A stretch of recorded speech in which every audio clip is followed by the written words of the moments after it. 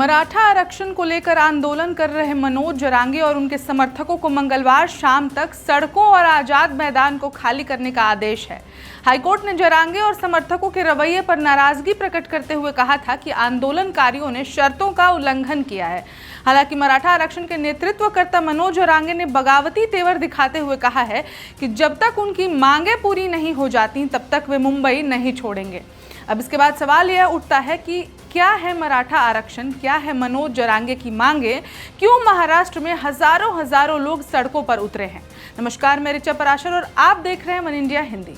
बॉम्बे उच्च न्यायालय ने मुंबई के आजाद मैदान को मराठा आरक्षण प्रदर्शनकारियों से मंगलवार दोपहर तक खाली करने का आदेश दिया था, जिस पर मनोज जरांगे, जो इस प्रदर्शन के नेता हैं, उन्होंने कहा कि वे सरकार से बातचीत के लिए तैयार हैं। दक्षिण मुंबई के आजाद मैदान में अपना आंदोलन 5वें दिन जारी रखने वाले जरांगे ने दावा किया कि प्रदर्शनकारियों ने किसी भी कानून का उल्लंघन नहीं किया है और कहा कि मराठों को राज्य की राजधानी में प्रवेश करने से कोई नहीं रोक सकता।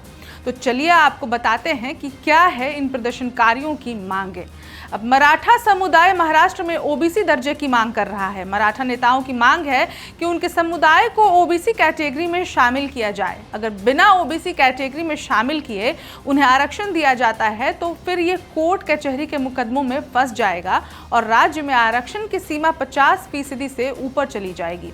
अब जिसके कारण मराठा आरक्षण को कोर्ट में चुनौती दी जा सकेगी। फिलहाल संवैधानिक व्यवस्था के तहत किसी भी राज्य में 50% से ऊपर आरक्षण देना संभव नहीं है। अब मराठा समुदाय महाराष्ट्र में सरकारी नौकरियों और शिक्षा में आरक्षण देने की मांग कर रहा है। महाराष्ट्र में मराठा समुदाय की कुल 33% आबादी है। आबादी के आधार पर ये अपने लिए आरक्षण की मांग कर रहे हैं।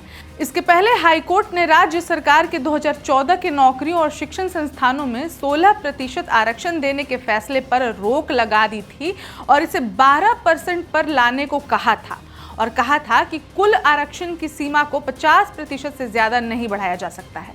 और इस बात से कोई सबूत नहीं मिले हैं कि मराठा समुदाय आर्थिक और सामाजिक रूप से पिछड़ेपन का शिकार है। मतलब आरक्षण तो है पर कैटेगरी अलग है और इसे बढ़ाने और ओबीसी में डालने की मांग की जा रही है।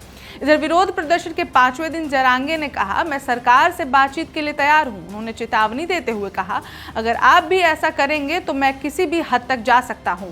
जब तक मेरी मांगें पूरी नहीं हो जाती मैं यहीं से कहीं नहीं जाऊंगा।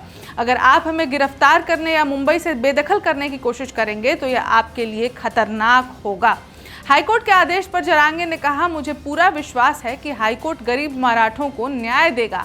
हम हाईकोर्ट के सभी निर्देशों का पालन कर रहे हैं। अब 4000 से 5000 प्रदर्शनकारी हैं। जरांगे ने आरोप लगाया कि मुख्यमंत्री फडणवीस हाईकोर्ट को गलत जानकारी दे रहे हैं और उन्होंने ये बड़ा आरोप लगाया है महाराष्ट्र के मुख्यमंत्री पर। उन्हें इसकी कीमत चुकानी पड़ेगी। आपको बता दें कि इससे पहले जरांगे ने आंदोलन में शर्तों के कथित उल्लंघन का संज्ञान लेते हुए बॉम्बे हाईकोर्ट ने सोमवार को नाराजगी प्रकट की थी।